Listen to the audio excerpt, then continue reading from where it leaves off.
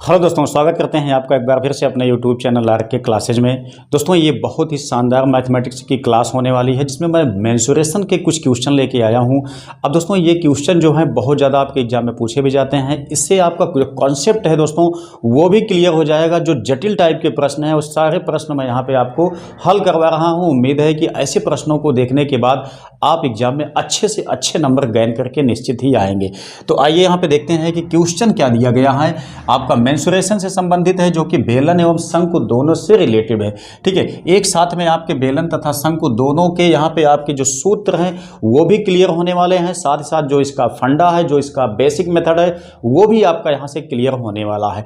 ठीक है, तो आइए यहाँ पे देखते हैं। सवाल में कहा गया है एक बेलन और शंकु की आधार की त्रिज्याओं में अनुपात 3 तथा 4 का अनुपात है।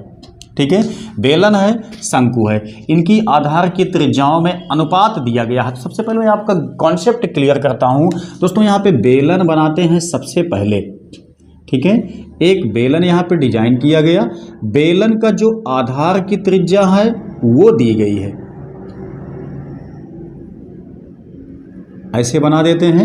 यहाँ पे दोस्तों जो बेलन का ये जो आधार की त्रिज्या यहाँ से यहाँ तक को होती है उसका मान समझ लीजिए कितना दिया गया है, लगभग 3 दिया गया है। यानी 3 का अनुपात यहाँ पे हमको मान के चलना है, क्योंकि एक्चुअल में 3 इसकी त्रिज्या नहीं है।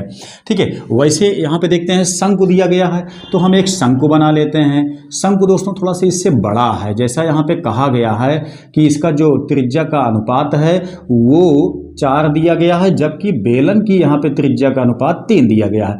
तो इसकी त्रिज्या को हम R2 से यहाँ पे दिखा देते हैं, जो कि 4 के रिस्पेक्ट में आपकी बनेगी।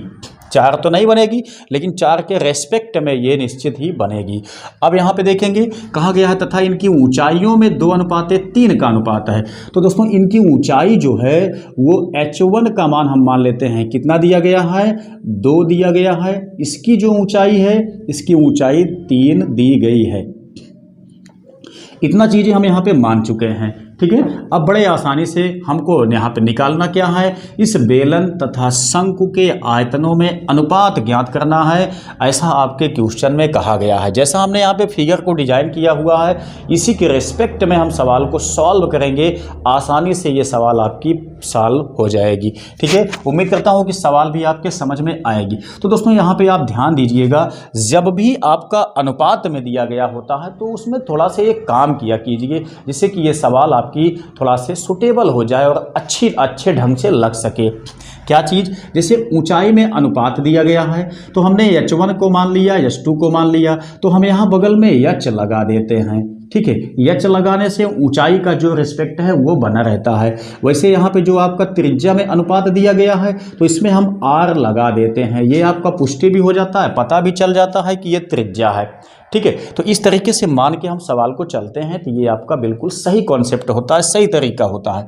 अब इतना चीज़ें जो दिया गया था मैंने यहाँ पे डिजाइन किया। आगे आपसे कहा गया है बेलन तथा शंकु के आयतनों में अनुपात ज्ञात कीजिए। तो बेलन के आयतन का सूत्र क्या होता है, ये होता है पाई R²H, जबकि शंकु के आयतन का सूत्र दोस्तों 1/3 पाई R²H होता है। ठीक है, इतना आपको ध्यान देना है। तो जब इसका होता है तो यहाँ पे इसकी ऊंचाई, इसकी त्रिज्या अलग अलग हैं तो हमने R1 H1 मान लिया। इसकी ऊंचाई अलग है, त्रिज्या अलग है तो हमने इसको R2 H2 मान लिया। अब आपसे कहा गया है कि दोनों के आयतनों का अनुपात बताइए। तो यहाँ पे देखिए आयतनों का अनुपात हम निकालेंगे कैसे, ध्यान दीजिए। V1/V2 क्या चीज़, V1 जो है वो दोस्तों वॉल्यूम है किसका, बेलन का है। V2 क्या चीज़ है, ये आपका वॉल्यूम है किसका, शंकु का है। तो हम यहाँ पे V1/V2 लेके चलते हैं। V1 का जो आयतन का सूत्र है वो ये है, हम इसी को यहाँ पे पुटअप कर देते हैं।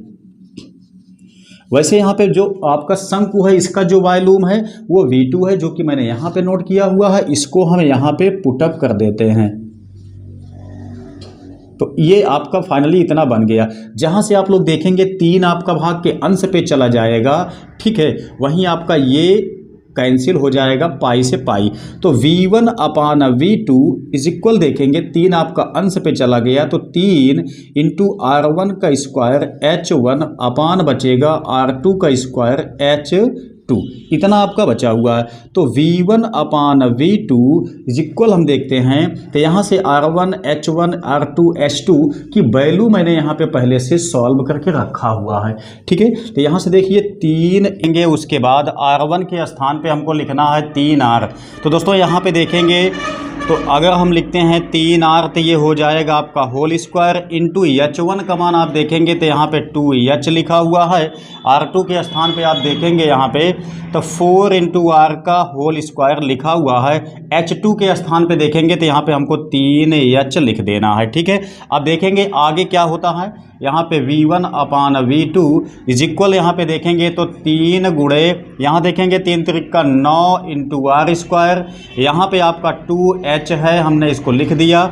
यहाँ पे देखेंगे तो 4 चौका 16 बनेगा इंटू आर का स्क्वायर, यहाँ पे देखेंगे तो 3H आया हुआ है। ठीक है, यहाँ से H से H आपका कट जाएगा, आर स्क्वायर भी आपके कट जाएंगे। उसके बाद देखेंगे तो यहाँ से 3 से 3 भी कट जाएगा, 2 से काटना चाहोगे तो 2 8 16 ये भी कट जाएगा। फाइनली आपका निकल के कितना आया V1 अपान V2, यहाँ पे देखेंगे कितना बचा हुआ है, यहाँ पे 9 बचा हुआ है और नीचे देखेंगे तो 8 बचा हुआ है। तो जो अनुपात हमारे पास आना चाहिए यहाँ पे किसका, आयतनों में अनुपात हमको निकालना था, वो finally V1 अनुपाते V2 is equal आपका निकल के आया कितना 9 अनुपाते 8। ये आपका फाइनली आंसर हो जाता है। तो इस तरह से ये सवालें जो हैं बहुत आसान मेथड से आप लगा सकते हैं। आपके एग्जाम में भी बहुत ज़्यादा मात्रा में ये सवालें पूछी जाती हैं।